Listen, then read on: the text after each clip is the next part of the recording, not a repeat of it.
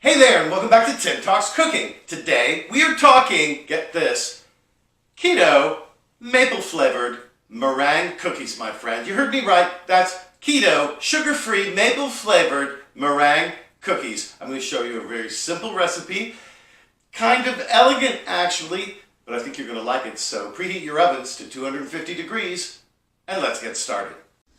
Here's what you'll need to make these great meringue cookies. Starts off with 5 egg whites. These are left over from when I made custard the other day, and I just pulled them out of the refrigerator. We want them at room temperature, so I've let them sit out on the counter for a half an hour. You want to do that too before you get started. You want them room temperature. 1 teaspoon of pure vanilla extract. 1/4 of a teaspoon of cream of tartar, and 1/8 of a teaspoon of kosher salt. I'm also going to use a half a cup of sugar-free maple-flavored sweetener. This is made with monk fruit, but you can use any kind of sweetener that you like that's liquid. I find that sugar-free sweeteners like erythritol, they don't dissolve well in egg whites, and so I'm going to solve that problem by using a liquid sweetener here. You'll see it makes it very easy to turn these egg whites into beautiful meringues. You also want some kind of a pastry bag. I have kind of a fancy reusable one here with a tip. But you can really just use any size of plastic bag you have, fill it up with your meringue, cut the tip off a little bit, and use that as your pastry bag.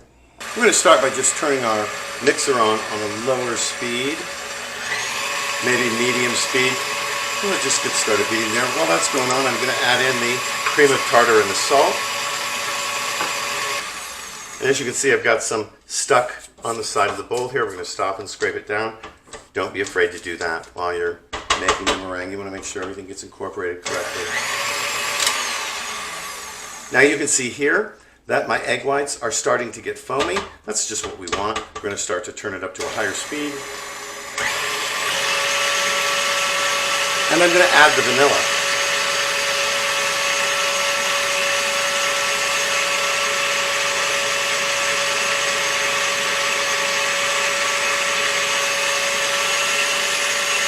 Higher speed yet. We want to beat this to stiff peaks, but we also need to incorporate our sweetener. So while I've got it beating on high, I'm going to drizzle my maple flavored syrup in there.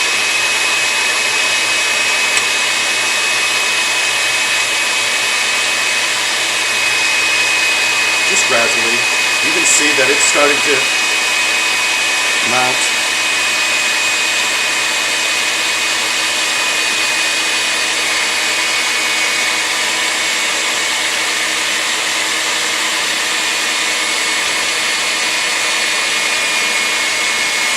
I'm going to continue on until I've included all of the maple syrup. Excuse me, sugar-free maple flavored syrup.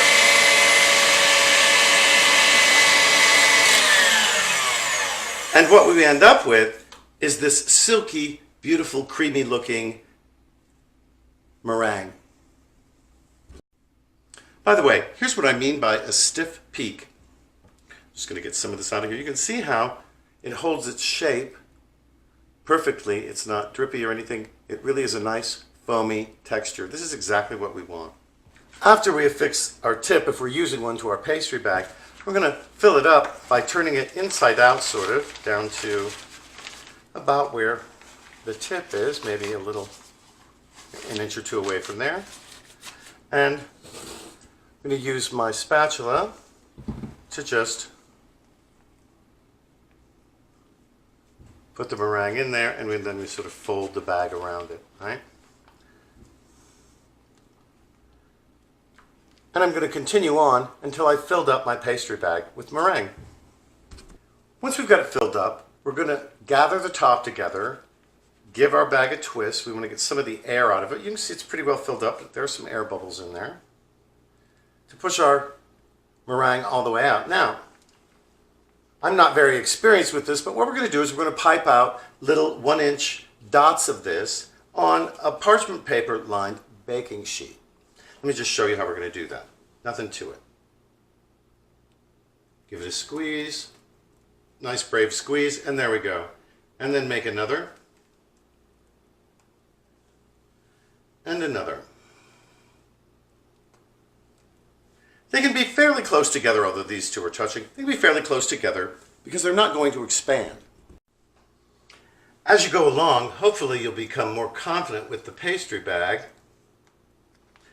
And I'm doing my best here. I think these are coming out kind of fun-shaped. And here you can see I've got a whole pan filled up. They may not be perfectly shaped, but they're kind of cute, right? I'm going to keep on until I've used up all my meringue.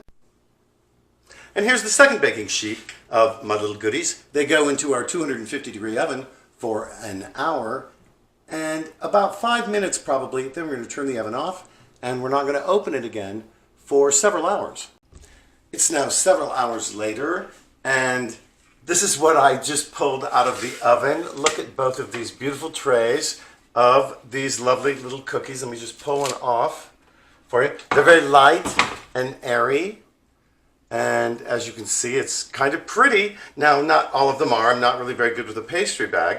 I don't think they would taste any better if they were prettier, but I think that's not bad. And I think it's time to give them a taste. Well, all right, let's give these a taste. I'm just going to pluck one off of here. Oh, they're so light. Oh, wow. Really good. Lovely maple flavor, really sweet. Has kind of the mouthfeel, a little bit of cotton candy. I think it's delicious, and I know we're going to enjoy these cookies. These are great for whenever you've got one of those sweet cravings, when you've just got to have something. Listen, thanks so much for joining us here today at Tim Talks Cooking. Before you go, please be sure to like, share, comment, and especially subscribe to my channel.